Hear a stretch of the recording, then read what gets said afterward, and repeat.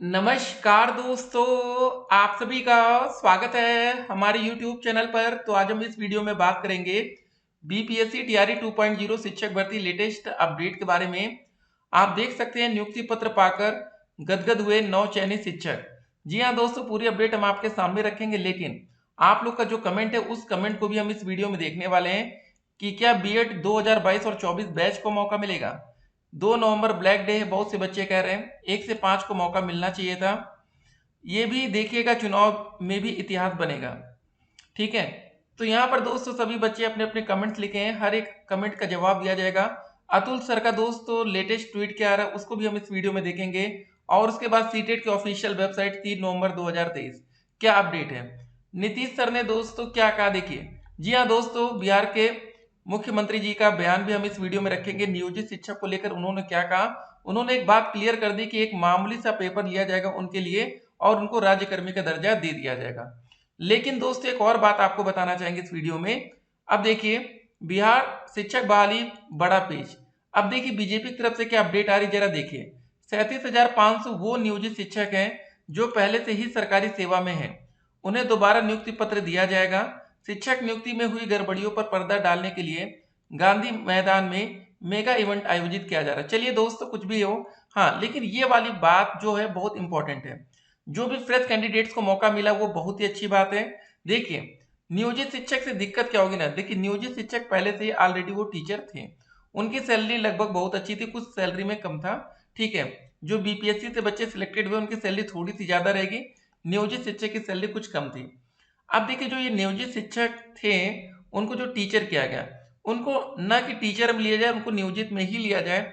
जैसे नियोजित को अगर डायरेक्ट ही राज्यकर्मी का दर्जा दे दिया जाता तो एक अलग मैटर था। अब यहाँ पर एक और बात बहुत इंपॉर्टेंट जरा हम आपके सामने रखते हैं।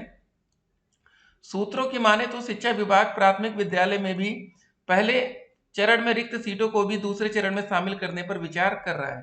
ये दोस्तों न्यूज़पेपर के माध्यम से अपडेट आई थी। तो देखिए, अभी इंतजार करिए। प्राथमिक की भी वैकेंसी 1 to 5 शिक्षक भर्ती के लिए भी आवेदन की प्रक्रिया शुरू हो सकती है। अब देखिए दोस्तों, बहुत से बच्चे बीएड के थे जो प्राथमिक शिक्षक भर्ती में आवेदन किए थे। अब उनका कहना है कि सर हमें मौका नहीं मिला, हमने डबल नंबर लाए, ठीक है, तो भी हमें नौकरी नहीं दी जा रही है। देखिए, अब ये सुप्रीम कोर्ट का फैसला था। एक और बात जरा देखिए, सुप्रीम कोर्ट के फैसले का असर बीएड में कम, डीएलएड में बड़ा रुझान। बीएड में 37,400 सीटों में 1,84,000 फॉर्म, तो डीएलएड में 30,750 सीट पर 2,44,000 फॉर्म आए। ठीक है, तो देख सकते हैं समय कैसे बदल जाता है। देखिए, बच्चों लोग जो होते हैं ना ट्रेंड को फॉलो करते हैं। तो आने वाले समय में क्या बीएड प्राथमिक में शामिल हो पाएगा, इससे आपको क्लियर हो रहा हो। जब अब डीएलएड की तरफ बच्चे ज्यादा बढ़ जा रहे हैं तो भाई वो भी बच्चे पूरी ताकत लगाएंगे कि बीएड को वापस से प्राइमरी में मौका ना मिले। ठीक है, अब एक बात और आपको बता दें, अगर 1 to 5 की वैकेंसी आएगी तो इस बार वैकेंसी में सिर्फ और सिर्फ डीएलएड छात्रों को मौका मिलेगा। बीएड के बच्चे इस बार आवेदन के पात्र भी नहीं माने जाएंगे। ठीक है, जो लास्ट वैकेंसी थी, सुप्रीम कोर्ट का फाइनल फैसला भी आ गया कि बीएड छात्र बाहर होंगे। देखिए दोस्तों, सीटेट दिसंबर नोटिफिकेशन की बात होगी और सीटेट डीएलएड और बीएड अपेयरिंग। देखिए, बीएड अपेयरिंग का मतलब ये रहेगा ना, या डीएलएड, कि जिन बच्चों का कम से कम डीएलएड का कोर्स 31 दिसंबर 2023 तक कंप्लीट हो जाए। इसका मतलब ये नहीं रहेगा कि अभी आपने इस साल एडमिशन लिया 2000, ठीक है, 23 में और आपको मौका मिलेगा, ऐसा नहीं होगा। अपेयरिंग का मतलब समझिए पहले। जो लास्ट टाइम अपेयरिंग छात्रों को मौका मिला था वो इस बेसिस पर मिला था। ठीक है, लगभग 31 अगस्त 2023 तक जिन बच्चों का डीएलएड का कोर्स या बीएड, ठीक है, या सीटेट का एग्जाम हो जाता, उन सभी बच्चों को मौका दिया गया था। तो इस बार भी दोस्तों हमारा जो एग्जाम कराया जाएगा 7 से लेकर 10 दिसंबर तक की डेट रखी जा रही है।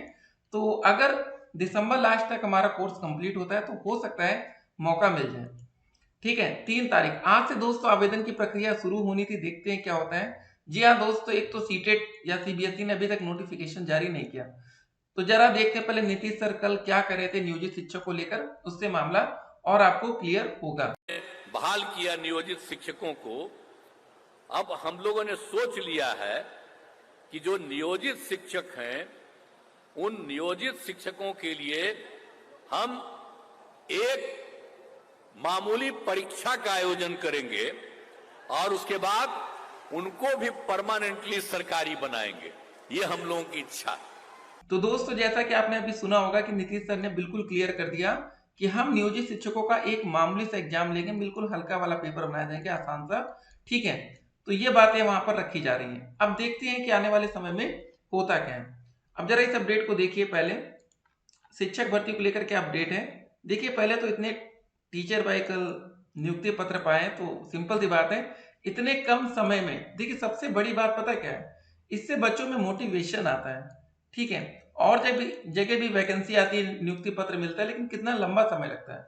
यहाँ मात्र सोचिए 24 अगस्त को पहला एग्जाम हुआ और आज है डेट हमारी 3 नवंबर, ठीक है।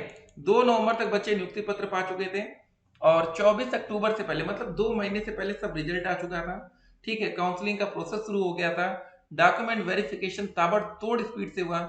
अब देखिए आपके मन में एक सवाल होगा कि सर हमारे 82 नंबर है सीटेट में, ठीक है, और हम फीमेल कैंडिडेट हैं, तो क्या हम पेपर 2 में आवेदन कर पाएंगे जो 6 to 8 वैकेंसी है? देखिए अगर महिला आरक्षण, देखिए जरा ये कंफ्यूजन रहती है, 82 नंबर वाला बहुत कंफ्यूजन आता है बच्चों में। देखिए होता क्या है, जब महिलाओं के लिए रिजर्वेशन बिहार में जनरल कैंडिडेट्स की फीमेल कैंडिडेट्स के लिए 82 नंबर पासिंग मार्क माना जाता है। तो जब अनारक्षित वर्ग, चाहे वहां की महिला हो चाहे यहाँ, दोनों तो अनारक्षित में ही आएंगी, काउंट किया जाएगा, तो उनके लिए 82 नंबर ही पासिंग मार्क होगा, ठीक है। तो यही सब बातें हैं, कंफ्यूजन में बच्चे आते रहते हैं। तो चलिए आप लोग पूरी कोशिश करिएगा, ठीक है।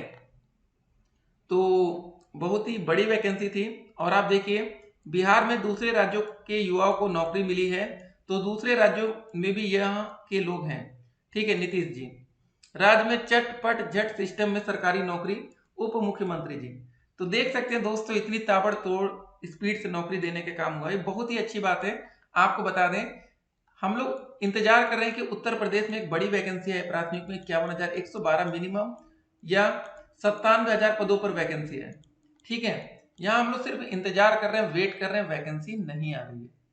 ये भी एक बड़ी बात है, इंपॉर्टेंट बात है। यहाँ पर भी सभी बच्चे बेसब्री से इंतजार कर रहे हैं कि एक बड़ी वैकेंसी है, लेकिन आ नहीं रही, ठीक है।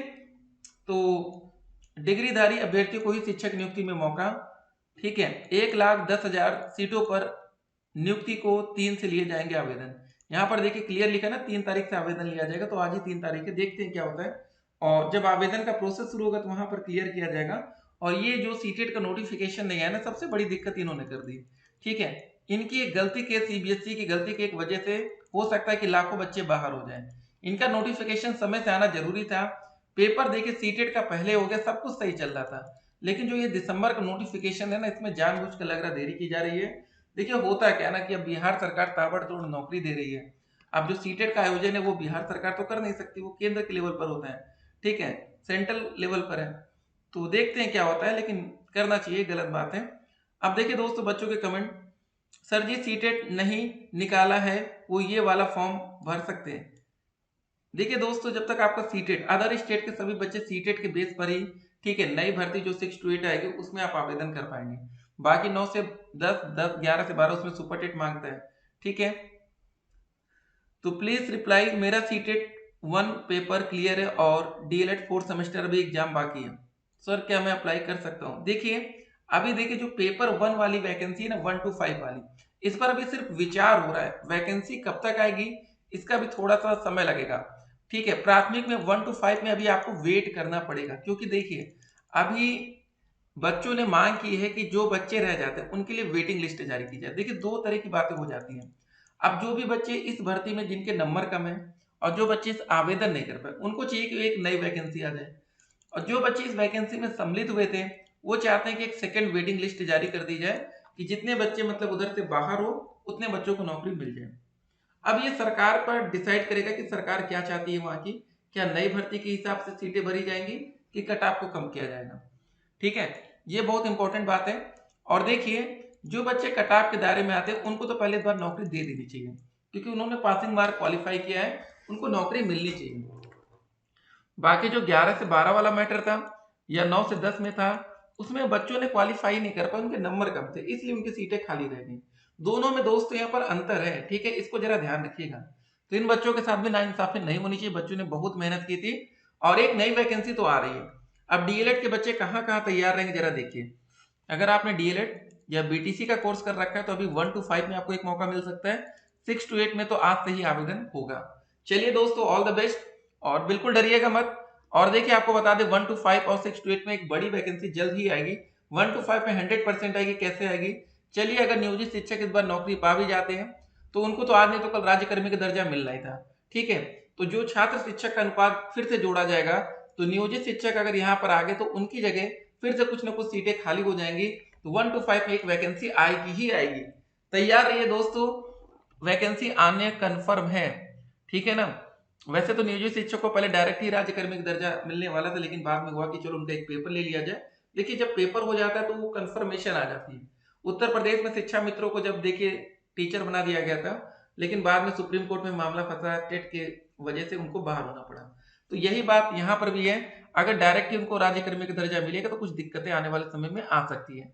इसलिए दोस्त एक पेपर का माध्यम रख लिया जाता है, भले एक आसान सा पेपर बना दे, 1 नंबर की पासिंग मार्क कर दे 100 में, लेकिन एक पेपर होना जरूरी है। चलिए दोस्तों, फिर मिलते हैं। स्टे कनेक्टेड, आपका दिन शुभ।